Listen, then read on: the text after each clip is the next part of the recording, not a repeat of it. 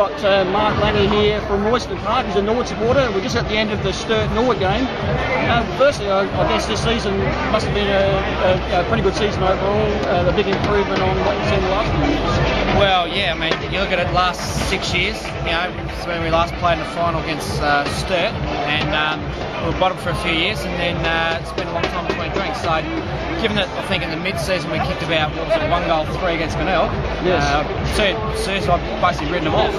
But yeah, then a bloke called Taylor Walker rocked up. Yes. Sensational, kicked a few goals against Eagles, I think, on a game I was watching ABC, and then we're coming out and watching him, and this kid's sensational. So great to knock out Port, arch rival. That was sweet. And then Sturt, well, you know, all in all, we've got something to build on for next season. Yeah, it looks like they've got a good squad. The way they got on the ground, so they're a good close-knit bunch, and they're finding themselves up for next year. It's fantastic local footy. You know, anyone who says local footy's dead, well, they can go jump in the lake. You know, this is great. You know, 15,000 last week, at least 20,000 this week. Josh Travello from Larks Bay, a Sturt supporter from Port Adelaide territory. What's going on there, Josh?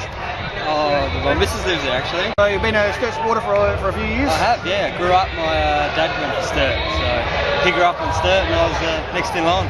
Yeah, it was a bit rough after last week, I guess. It was a bit of a hard loss, so yeah, it was good to come out, and I always had a feeling they were going to smash them today, so yeah, it was good. They've looked good all year, and I think they've got a massive squad behind them, so next couple of years I think they're going to be up around the mark. Definitely, they've got the numbers, so definitely a ringing endorsement here with the crowd today and last week of SANFL football. Certainly fantastic for the brand. It is, it's brilliant. I think it's starting to come up again like it was back in the 70s, 80s. It was a major force, so yeah, the numbers prove that SANFL's on the way up again, which is really good. We've got Stephen Franzen from Flagstaff Hill and his son Connor. It's half time of the qualifying final.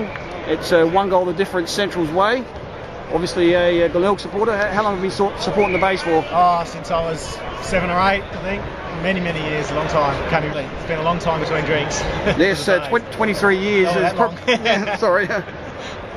This game so far, Central's obviously got off to a pretty good start, and you settled it a bit.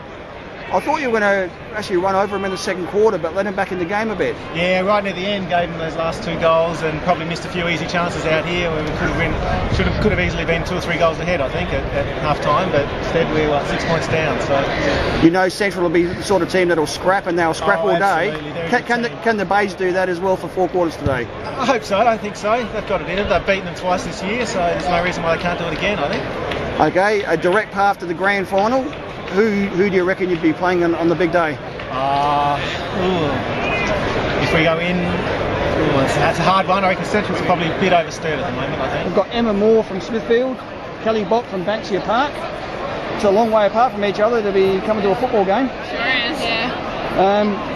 Being Central supporters, it'd be obviously coming in pretty confident. How have you seen the day so far? First quarter, really good, like it's what we need, but second quarter, let it slip a bit, but we'll bounce back.